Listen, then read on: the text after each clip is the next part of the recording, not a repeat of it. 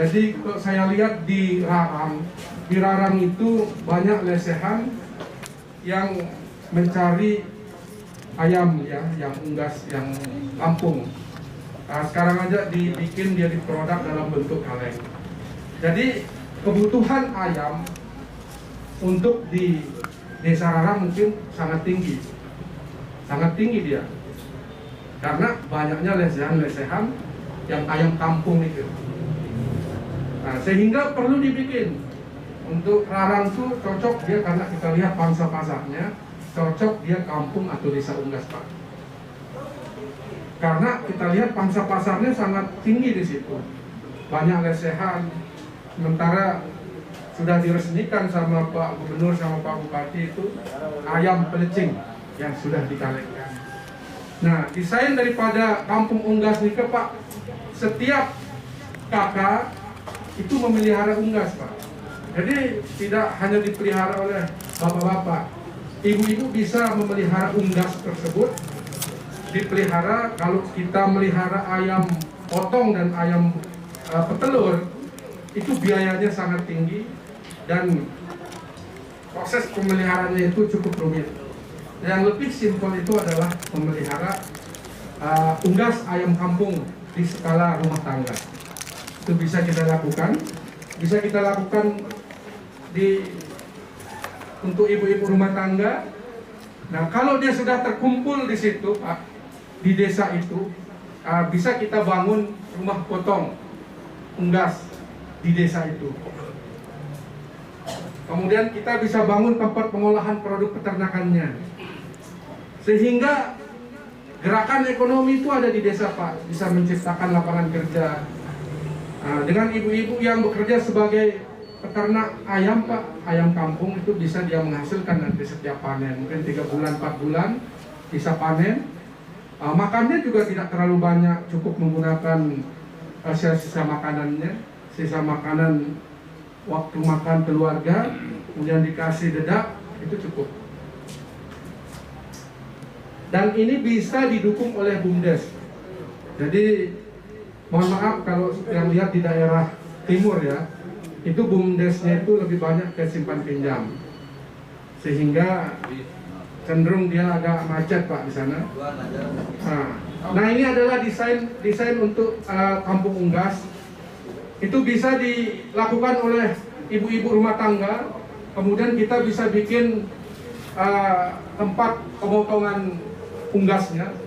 Kalau satu unggas itu dipotong 2.000, Pak, biaya sampai dia bersih. Kalau sehari kita bisa mengeluarkan 100 ekor, maka ada uang yang jalan bagi pekerja yang ada di desa itu. Nah, kita akan kirim ke desa kelesehan, bisa ke rumah makan dan sebagainya. Nanti ada manajemen pangsa pasarnya, manajemen mencari relasi-relasi di desa itu untuk menggerakkan ekonomi di desa itu. Nah, apakah kalau ternaknya itu mungkin kita bikin dalam bentuk hidup, kita jual dalam bentuk hidup, atau kita jual, kita olah kembali. Semakin dia diolah, maka nilai ekonomi dari ternak itu semakin tinggi. Kalau hanya dijual hidup, itu tidak ada nilainya. Artinya berkurang nilainya ketimbang dia diolah. Karena nanti bisa dijadikan kerupuk kulit, kerupuk ceker dan sebagainya, itu bisa menciptakan lapangan kerja di desa itu. Nah, ini adalah tempat pengolahan hasil, bisa kita bikin di desa itu, Pak, tempat pengolahan hasil. Cuma kendalanya di kita itu, Pak, pangsa pasar. Jadi pangsa pasar itulah yang membuat kadang mandek produk kita. Tapi kalau kita bisa mencari pangsa pasar itu, Pak, insya Allah jalan. Usaha-usaha di desa itu jalan. Nah, ini adalah skala rumah tangga, bisa dipelihara. Kemudian, nah ini untuk rumah potong unggasnya bisa dikerjakan. Itu semakin banyak yang diproduksi, Bapak bisa lihat berapa lapangan kerja orang bisa bekerja di situ, bisa meningkatkan lapangan kerja di desa itu. Nah, ini produk-produknya sedikit. Nah, untuk pemasaran, Pak ya, untuk pemasaran itu yang sekarang itu bisa dilakukan oleh peternak kelompok, tapi belum ada BUMDes atau koperasi yang menjalankan pemasarannya. Nah, untuk tempat pemasarannya itu bisa kita melalui internet, Pak. Sekarang itu online. Orang menjual produk-produk itu online. Tinggal dikirim di internet.